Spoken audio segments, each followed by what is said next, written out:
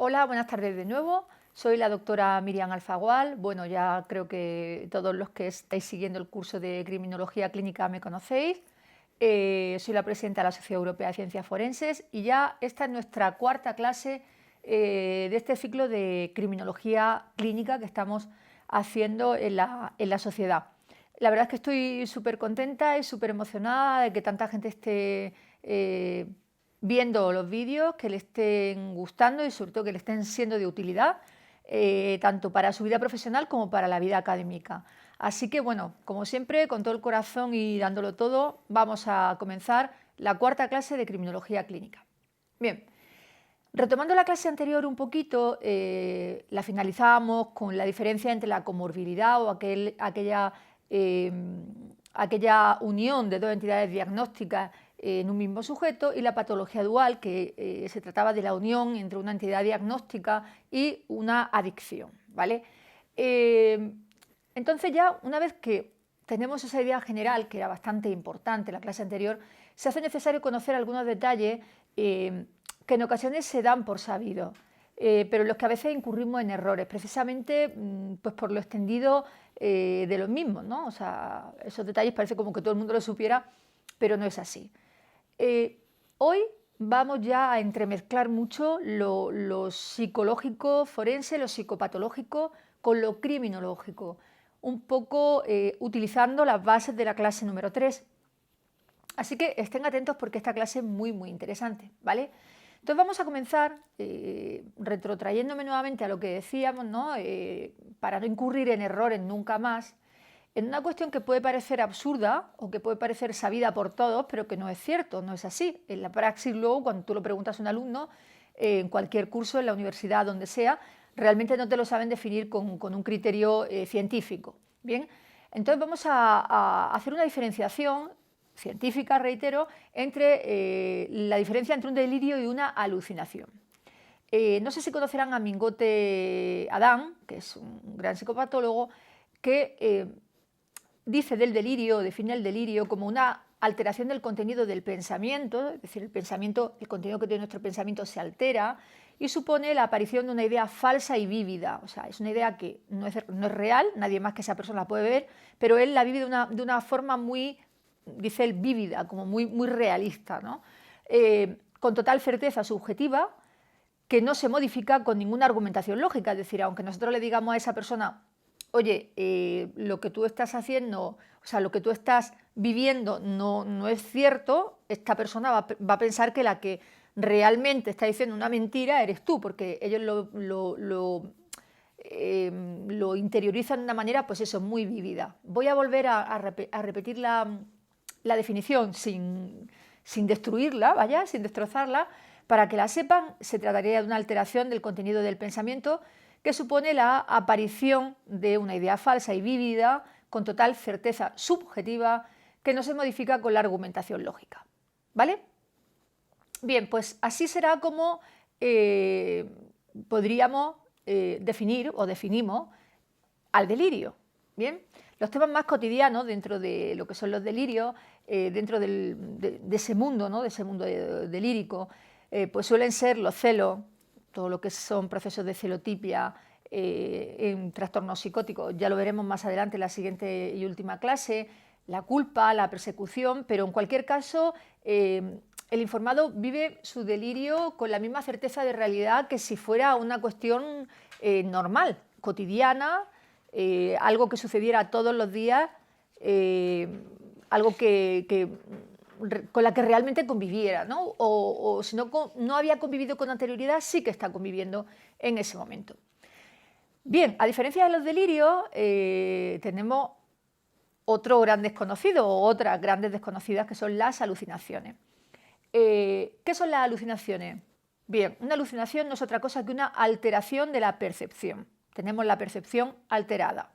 Es decir, el informado, en nuestro caso ya no vamos a hablar de paciente, recordemos que hacíamos esa diferenciación entre lo que era la criminología clínica, psicología forense y la psicología clínica, y tanto en la criminología clínica como en la psicología clínica, forense, legal o forense, nosotros no entendemos la existencia de un paciente, puesto que no podemos emitir un juicio clínico. Emitir un juicio clínico sí que se puede, lo que no se puede es diagnosticar ni tratar a estos sujetos.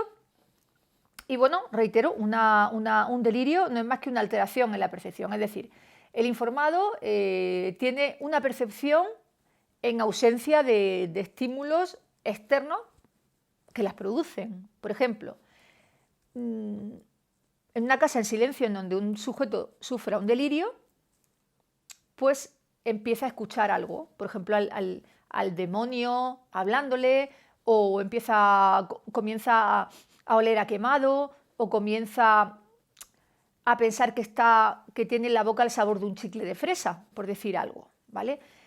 Pero bueno, las más frecuentes realmente son las alucinaciones auditivas, es decir, las alucinaciones que se escuchan,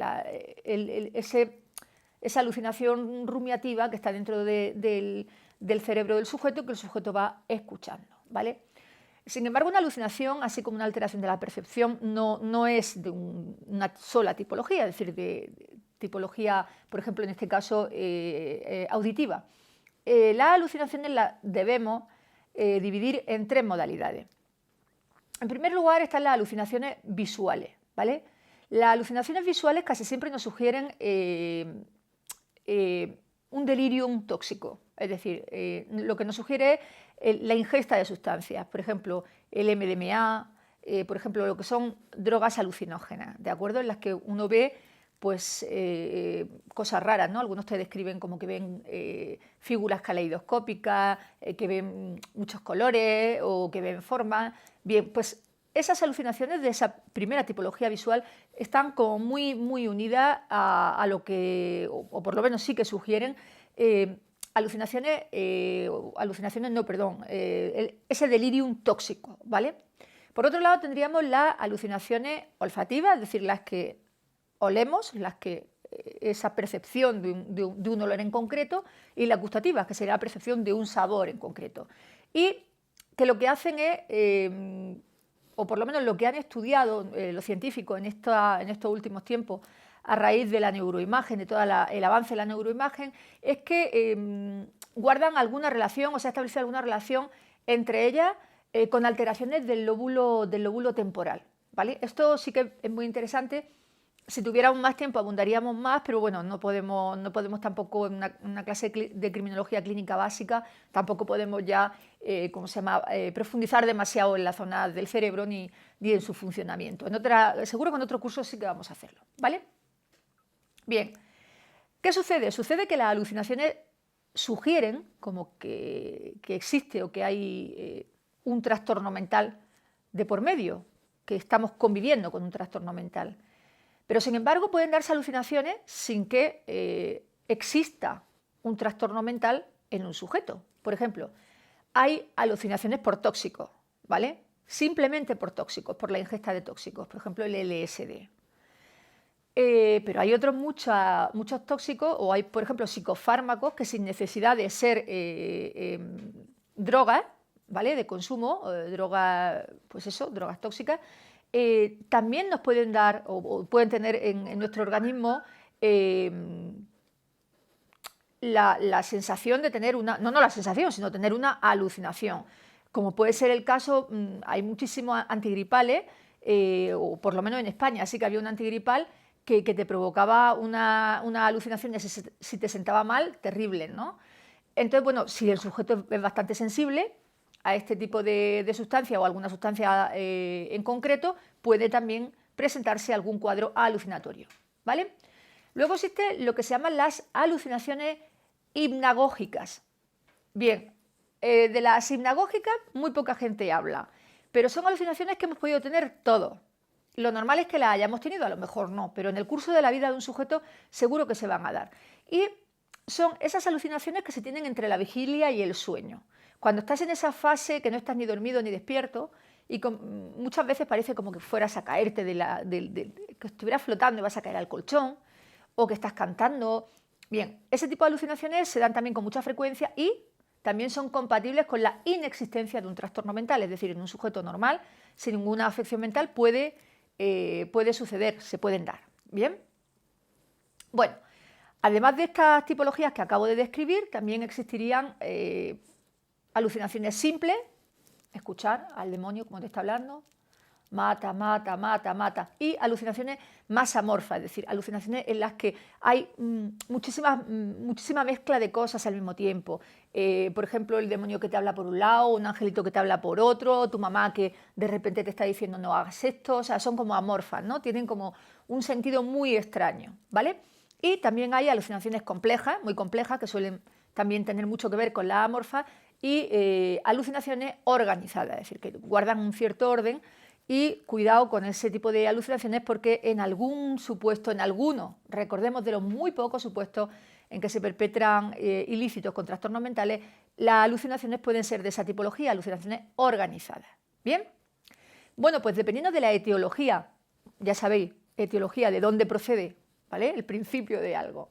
De los factores ambientales, por ejemplo, de la existencia que puede tener un sujeto de una lesión en el sistema nervioso central y su localización dentro del mismo, pueden existir estas alucinaciones con esas tipologías que acabamos de describir con anterioridad. Luego, por otra parte, así como las alucinaciones tienen, bueno, todas estas particularidades que acabamos de ver, sin embargo, los delirios tienen una temática también muy variada. Pueden existir delirios religiosos, son unos delirios muy interesantes los delirios religiosos.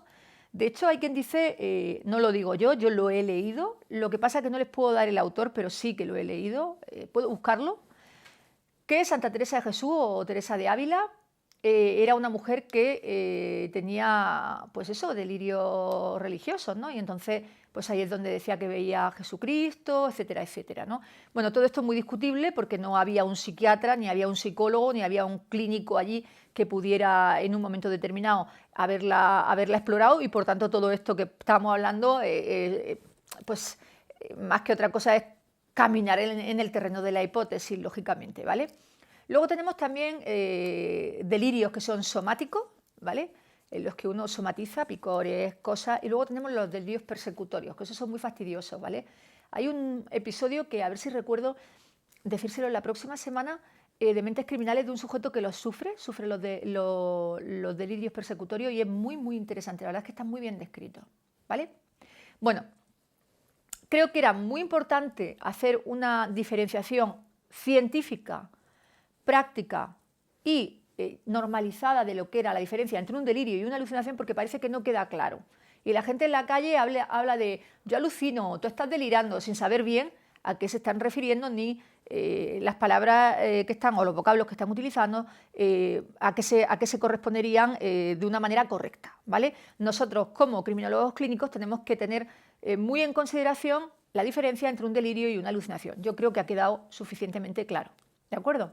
Bien, vamos a seguir avanzando, reitero, en lo que tiene que ver con la criminología clínica ya muy profundamente, muy entroncado con la psicología criminal o jurídica, o forense mejor dicho, y vamos a hablar de lo que es una historia clínica, una anamnesis, una diagnosis y una prognosis, ¿vale? Son palabras que así de primeras pueden resultarnos un poco raras, ¿no? Pero que vamos a ver cómo con calma y con claridad de ideas no se pueden, van a aprenderlas seguro y las van a utilizar ya con frecuencia en el lenguaje cotidiano de la criminología, ¿vale?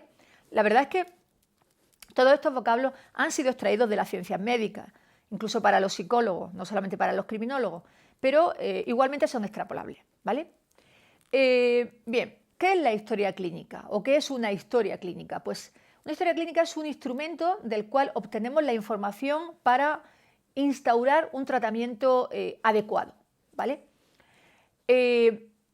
Nos dice el doctor Luis Rodríguez Manzanera, o la define, la historia clínica, como la descripción en orden cronológico de los antecedentes familiares, sociales e individuales del sujeto con su principal problemática y el estudio actual de la misma. Realmente a mí es la definición que más me gusta de historia clínica porque cuando hacemos una historia clínica, ya lo vamos a ver a lo largo de la clase con la anamnesis y todo esto, lo que se hace es eso, ¿no? O sea, un ciclo vital del sujeto y ver qué evolución ha tenido el sujeto a lo largo del tiempo o en su patobiografía,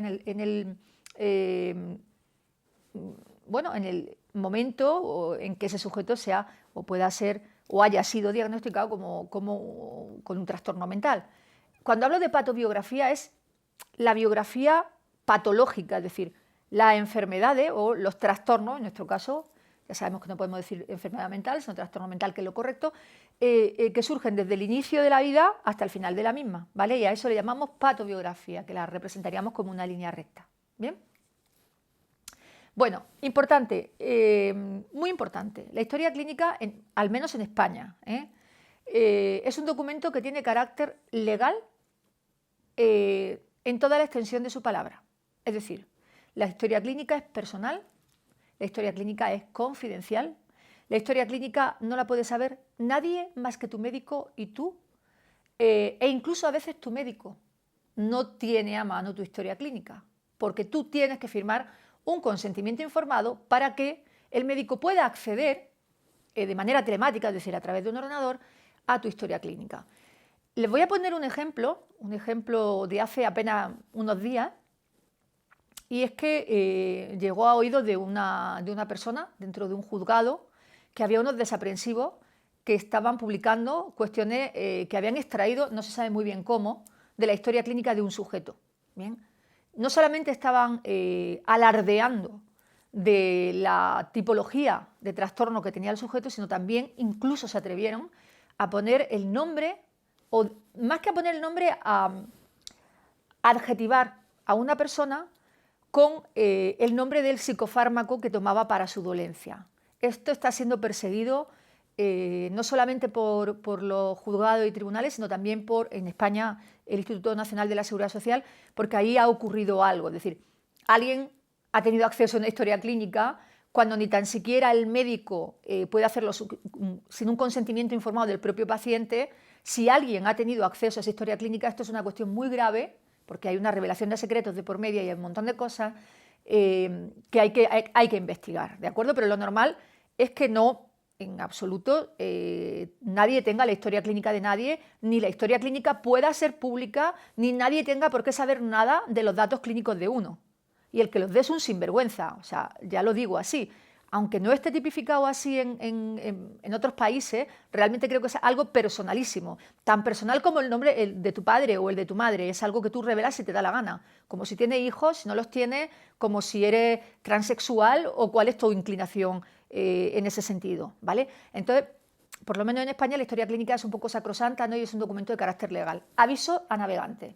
Bien, la historia clínica nos la proporciona el clínico, no nos la proporciona el forense. El forense se vale de la historia clínica que ya existe previamente. Pero, ¿y el forense? Es decir, en ese sentido, ¿cómo desarrolla su informe pericial dentro de la criminología clínica? Está claro que necesita de la historia clínica que le ha proporcionado el clínico previamente. Bien, pues para saber todo esto debemos hablar de otros tres conceptos importantes. Es decir, ¿cómo va a saber el forense cuál ha sido la patobiografía de un sujeto? Y los tres conceptos importantes de los que hablábamos al principio de la clase son anamnesis. Es una palabra que etimológicamente viene del griego clásico, significa el recuerdo, la reminiscencia, y se trata de la suma de la entrevista clínica dirigida por el profesional, por el perito que la realiza, en este caso el psicólogo forense o el criminólogo clínico. Estamos nuevamente en ese terreno en el que ya interactuamos ambos profesionales, ¿de acuerdo? En unión a la historia clínica que aporta el informado, en la que ya se consigna el diagnóstico, porque ese diagnóstico nos lo proporciona el psicólogo clínico, ¿de acuerdo? Por parte del mismo. Bien, ¿qué tipo de datos se recopilan en una anamnesis? Se recopilan antecedentes familiares, por ejemplo, si hay algún sujeto que haya sido padecedor de algún tipo de trastorno mental, se recopilan datos de carácter personal, se recopilan signos, síntomas, etc. Por eso es tan importante que la historia clínica sea una cuestión que no se pueda revelar. Aunque uno crea que lleva toda la razón del mundo, no se puede revelar. ¿Bien? Vale, para facilitar la tarea nos servimos de una cuestión que se llama genograma, ¿vale? que es como la representación, bueno, no es como, sino que es la representación gráfica en forma de árbol genealógico del informado, pero incluye al menos 3 generaciones de una familia. Entonces, por ejemplo, para hacer ¿cómo se llama? Una anamnesis y poder hacer un genograma, tenemos que tener en cuenta, por ejemplo, esto que les estoy enseñando ahora mismo en la parte baja del libro, ¿vale? Que es cómo se representa a un hombre, cómo se representa a una mujer, cómo se representa a una persona que tiene, bueno, pues que tiene otra orientación sexual, es gay, lesbiana o transexual, ¿vale?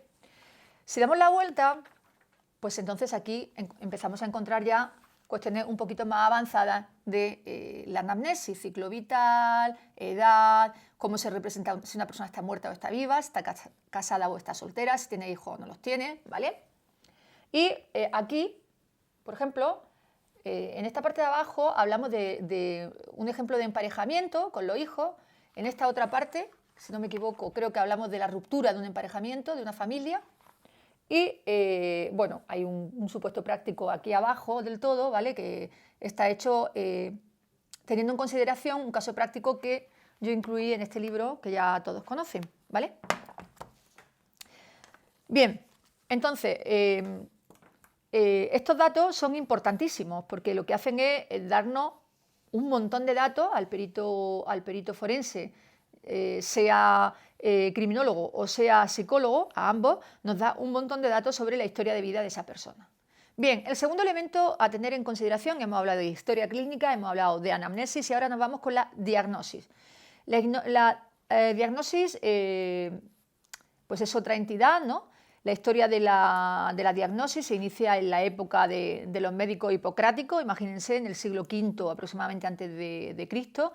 En el griego es una palabra que proviene del griego clásico, significaría discernir o distinguir, y más tarde en la época romana los romanos, valga la redundancia, lo conocieron o definieron este constructo, esta palabra, este vocablo, como conocer a través de. Efectivamente, eso es lo que es una diagnosis, ¿no? Conocer que a través bueno, pues de lo que se puede observar o lo que puede observar un clínico, qué le sucede a una persona. Laín Entralgo, que es un gran científico español, define a la diagnosis como conocer, distinguiendo y penetrando a través de. En resumen, se trataría de definir un proceso patológico diferenciándolo de otro o teniendo conocimiento diferencial. ¿Se acuerdan del diagnóstico diferencial del que hablábamos en la clase tercera? De los signos de las diferentes enfermedades. Eso sería un diagnóstico, la definición clara de un diagnóstico. Dentro del diagnóstico de la diagnosis, para su correcta y completa realización deberíamos valernos de los llamados instrumentos de evaluación psicopatológico, que lógicamente habrá que aplicar por parte del psicólogo clínico y forense también.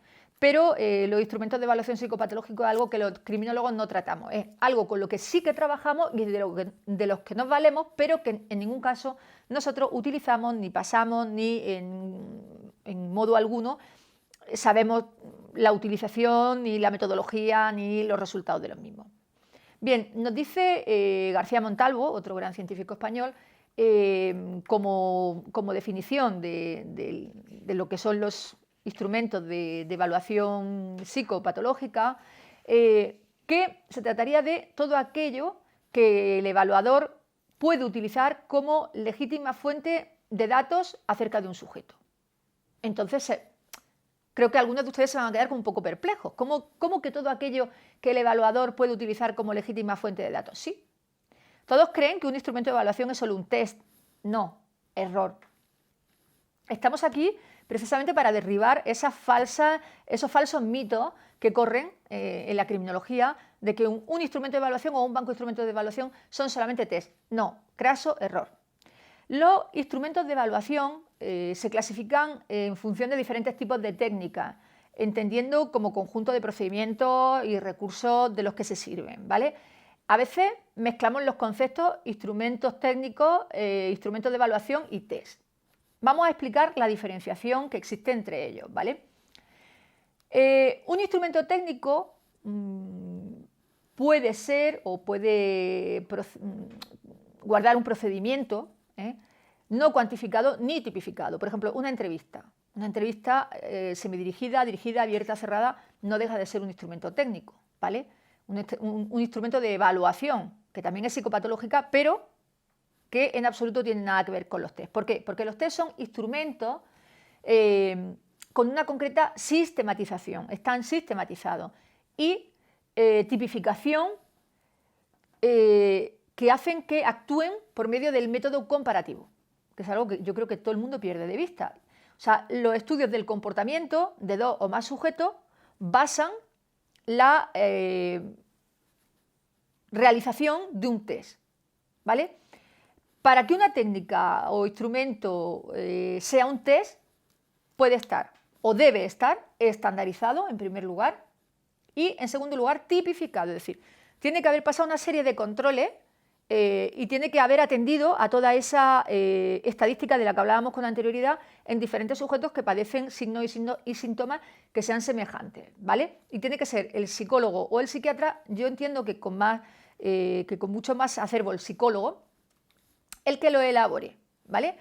Y hay otra cuestión, y es que no todas las culturas son iguales, y al no ser todas las culturas iguales, los instrumentos de evaluación, aunque tengan el mismo nombre, no sirven para lo mismo. Es decir, el Milon, el Minimul, el 16PF, el WISE, etcétera, etcétera, que tú puedas pasar, o sea, esos test que tú puedes hacer aquí en España, si los hicieras en México, en Guatemala, en Puerto Rico, en Chile, en Argentina, en Colombia, no servirían. ¿Por qué? Porque la población es diferente, los hábitos culturales son distintos y el modus vivendi también lo es. Por tanto, aparte de tener que ser instrumentos, esos test que estén estandarizados y que estén tipificados, tienen que estar validados para diferentes grupos de población dependiendo de la zona geográfica del mundo en la que nos encontremos.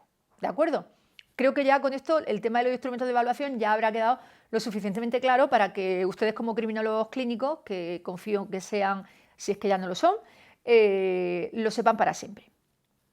Bien, una vez que hemos realizado la diagnosis, valiéndonos de la historia clínica, de la anamnesis, con los instrumentos de evaluación y todas las demás cuestiones que hemos estado viendo en esta clase, pues pasaríamos a explicar qué es la prognosis, ¿vale? La prognosis, pronóstico, ¿eh? No nos suena, ¿verdad? La prognosis como pronóstico, pero per se, prognosis es lo que debemos, o el vocablo que debemos utilizar. Etimológicamente es un vocablo que también viene del griego clásico y se trataría de un conjunto de datos que posee la ciencia médica sobre la probabilidad, no posibilidad, probabilidad, de que ocurran determinadas situaciones en el transcurso del tiempo, ¿vale? Tenemos que saber cuál es la diferencia entre posibilidad y probabilidad, ¿eh? Es una tarea que le pongo o que les propongo para el próximo vídeo. Y les reitero, es algo que parece muy sutil, una diferencia muy sutil, pero que hace que pierda su significación muchas cosas, ¿vale? La diferencia entre lo probable y lo posible. Igual que lo fácil y lo simple, ¿no? Recuerdo un episodio de, aquí se llamaba House, ustedes creo que le llaman Doctor House o House Medicine Doctor, que decía que las cosas le estaban hablando y decía, es que cuando se da un diagnóstico no es fácil, es simple. Y es verdad que las cuestiones muchas veces que son fáciles no son tan simples, las cuestiones que son simples no siempre son fáciles, ¿vale? Entonces hay que tener mucho cuidado con cómo utilizar, en nuestro caso, el lenguaje o cómo poderlo manejar, ¿vale? Entonces, Martínez López de Letona, otro grandísimo psicopatólogo español, definía la prognosis como la predicción de los sucesos que ocurrirán en el desarrollo de una enfermedad en términos estadísticos, es un tipo de juicio clínico. ¿Qué sucede? Pues que desde el punto de vista de la criminología, nosotros como criminólogos clínicos, sobre todo cuando el sujeto ya ha sido juzgado, cuando el sujeto ya ha sido condenado, cuando el sujeto ya se encuentra cumpliendo una pena privativa de libertad o se encuentra recluso en el reclusorio, los criminólogos clínicos debemos ser los que hagamos un seguimiento de ese sujeto para ver cuál es no solamente la conducta, que eso es una cuestión muy psicológica, sino también las probabilidades que tiene de volver a delinquir una vez que haya cumplido su condena o que haya penado. o purgado su pena, ¿no? Entonces la prognosis es algo importantísimo, es de las cosas más importantes que tiene que hacer un criminólogo, pero para poder llegar a conocer bien la prognosis ha tenido previamente que saber de su historia clínica o de su patobiografía en el supuesto criminológico, de su anamnesis, de su diagnosis y luego podrá marcar así lo que será la prognosis criminológica. Entonces, son extrapolables estos conceptos a la criminología clínica. Bien, 3 conceptos con 3 momentos muy claros para que se le quede para siempre ya grabado en su parénquima cerebral. Diagnosis es el pasado, anamnesis es el presente y prognosis es el futuro. ¿Por qué? Porque nosotros estamos realizando un informe criminológico o psicocriminológico o criminológico clínico, como queramos llamarlo. Entonces tenemos que saber la diagnosis, es decir, el pasado, cuando le vio el clínico qué le diagnosticó o qué trastorno mental le dijo que padecía. La anamnesis es el presente, es cuando tenemos al sujeto delante nuestro, nos está contando de sus dolencias, y la prognosis es lo que acabo de explicar, ver si en un futuro este sujeto puede ser o tiene probabilidad de ser reincidente, de no serlo o de reinsertarse con como les diría, con éxito dentro de la sociedad. ¿Vale? Bueno, esta clase para mí es muy interesante. Hoy la hemos terminado porque ya la última clase la vamos a dedicar a otras cuestiones ya bastante más profundas para las cuales necesitaban saber todo esto como base. Estoy incluso planteándome hacer una segunda parte de este curso de criminología clínica porque no quiero que se queden ustedes cortos o que les falte materia. Siempre les va a faltar porque a todos nos falta, a mí me falta mucha, me faltan cientos de libros por leer porque soy una gran ignorante, pero en este caso ya les digo que me estoy incluso planteando hacer una segunda parte de este curso de criminología clínica para abundar o profundizar más en algunos aspectos, ¿vale? Como siempre, les voy a dar la data. Ya saben que la película de esta semana, que sí que hay película, aunque les dejé descansar la semana anterior, es una película que puede parecer de estas de las 4 de la tarde de un domingo, ¿no? Pero sin embargo yo la primera vez que la vi con esa intención y luego la volví a ver porque vi o observé que era más profunda de lo que pensaba. Luego ya me di cuenta de que tenía bastantes premios, tanto en Sundance como en los BAFTA. Es una película muy bonita con un libro que no he leído, pero que voy a leer. ¿Vale? La película en español se llama El lado bueno de las cosas. En Facebook hay un cartelito que hizo nuestra community manager, Ruth, a la cual le quiero de verdad desde aquí agradecer el trabajo terrible que tiene con la sociedad, haciendo todos los carteles, todas las publicaciones. Es un encanto, muchas gracias Ruth, que seríamos sin ti. Pues bien, ella realizó un cartelito en el que ponía cuál era el nombre de la película en español, de España. No sé en español latino cuál será, pero sí que dejó la referencia en inglés de la película y también el nombre y el autor del libro, también del director de la película, ¿vale? O sea que la van a encontrar sin ningún tipo de problema. Bien. Bueno, pues les voy a empezar a enseñar, no sé si empezar por las pelis o por los libros. Venga, vamos a empezar por los libros, ¿vale? Les voy a enseñar esto, que bueno, como ven lo tengo, fíjense, hasta de un hotel de Tepic, para que vean lo mexicanísima que soy. Esto es un libro que disfruté mucho en un viaje a México, es un libro del grandísimo James Ellroy, un sujeto al que tienen que conocer, tienen que saber su biografía. Se llama El asesino de la carretera, es el único libro que yo conozco que habla de un asesino en serie de los que son itinerantes, ¿vale? Y es una historia fascinante que de verdad a todos aquellos que les guste la perfilación, que les guste la criminología, en ese sentido tienen que leer porque les va a encantar, les va a enganchar y es de esto que si agarra esto para un vuelo, bueno, pues puedes devorarlo rápidamente, ¿vale? Perfecto para un jet lag también, como han visto. Bueno, el segundo libro que les voy a recomendar o que les voy a enseñar es este que me encanta, es un libro que se llama Tratado sobre el cadáver, muy poco el libro. Tratan sobre los derechos, un poco cómo se trata el tratamiento del cadáver, ¿no? Este libro es del doctor Israel Alvarado Martínez, todos ustedes lo conocerán, me lo regaló allá por el año 2013 en un congreso que nos conocimos y realmente es un libro que creo que todos deberíamos leer, fuéramos criminólogos o no lo fuéramos, para entender la importancia que a veces no se le otorga a la figura del cadáver. ¿De acuerdo? Bien, otro libro que sé que les va a encantar es este, Los criminales de César Lombroso. Esta es una reimpresión de un facsímil, ¿vale? Que sí que lo pueden encontrar con mucha facilidad, o por lo menos aquí en España sí que se encuentra. Fíjense, es una, como les digo, es una reimpresión de un facsímil, no es el facsímil original, ni mucho menos como el que el otro día les pude exhibir, pero Los criminales de César Lombroso es una de sus obras cumbres que todo el mundo debería leer. Y está en español, ¿eh? Está en español y está editado. Es un libro además fácil de encontrar, no es difícil de encontrar. Pueden buscarlo en cualquier sitio, ¿vale? Y por último, de la editorial Springer, La joya de la corona, ¿vale? Les voy a enseñar un libro maravilloso, está escrito en inglés, ¿vale? Pero pertenece a una serie de libros que se llaman Biblioteca Internacional de Ética, Derecho y de Nueva Medicina, ¿no? O sea, tiene mucho que ver con lo nuestro. Es de John Doerr y de Pamela Schulz. Se llama Crímenes monstruosos y fallos en la psiquiatría forense. Es un libro impresionante, yo diría que imprescindible, para ver cómo todos podemos fallar. No los psiquiatras forenses, los psicólogos forenses, ni privados ni públicos son infalibles. Todo en la vida puede fallar. Y aquí te cuentan algunos casos de fallos impresionantes, ¿no? Incluso de monstruos, tal como ellos los denominan, que han quedado en la calle por fallo en una mala diagnosis, ¿vale? Este libro por eso es importante. Bien, ahora les voy a atropellar de nuevo con las pelis, ¿vale? Voy a empezar de las más antiguas a las más nuevas. Imprescindible, imprescindible, Días de vino y rosa. Esta película es una película que habla sobre el alcoholismo, es una película de Blake Edwards, es del año 62, les dejo aquí por si quieren ver la reseña, ¿vale?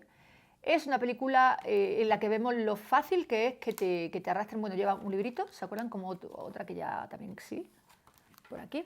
Bien, lo fácil que es arrastrar a una persona al alcohol o a la droga. De verdad, merece la pena que un criminólogo sepa que esto puede suceder, porque probablemente tendrán en su vida profesional algún informado que haya sido arrastrado o bien por las condiciones sociales o bien, como en este caso, por una relación sentimental. Me parece imprescindible verla, es del año 62, es que es antigua, pero hay que tener un poco de cultura, yo creo, del siglo XX también, ¿no?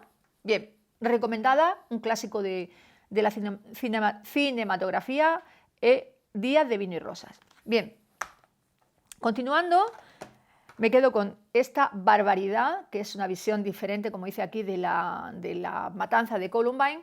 Elephant. Elephant es increíble, es una película que hay que ver para ver el comportamiento antisocial de algunos sujetos que son menores de edad o que están en la época adolescente. Elephant es no entender el porqué, pero saber que existe, ¿vale? Es para mí una película fundamental, Elephant, ¿de acuerdo? Y luego la última que les voy a exhibir y que es increíble, es un experimento real, es La ola. No sé muy bien cómo se llamará en inglés. Está basada en una historia real también, la ola. También tuvo varios premios en Sundance, en Edimburgo.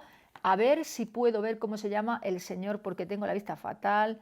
Bueno, no lo sé, no sé muy bien cómo se llama el sujeto que la dirigió, pero ¿cómo puede ser?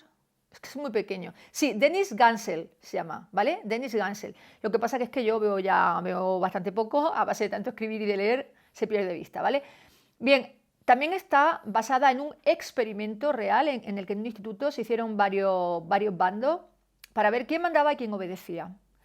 No hay un criminólogo que no pueda, o sea, que no haya visto La ola o que no quiera ver La ola. Es algo que tenemos que ver para comprender muchísimas cosas, entre otras los roles que tenemos en la sociedad uno y otro, ¿de acuerdo? Bueno, pues hasta aquí esta cuarta clase de criminología clínica, espero que la hayan disfrutado tanto como yo. Agradezco nuevamente el seguimiento que está teniendo la clase, ya me dirán ustedes si les está siendo de provecho o no les está siendo de provecho, si quieren que haya una segunda parte de este mismo curso más adelante, porque ya saben que tenemos uno de victimología pendiente, o no. Y bueno, pues nada más, darles las gracias de verdad de corazón por estar ahí. Me hace muy feliz el hecho de que ustedes nos sigan a la sociedad y sigan nuestras clases. Y bueno, solo tengo que decirles que nada, que les espero aquí la semana que viene, en el mismo lugar, que por favor den like. Ya saben que era uno de los requisitos para obtener la certificación o la constancia del curso. Y bueno, pues por hoy nada más. Muchísimas gracias y nos vemos la semana que viene. Chao, buenas tardes.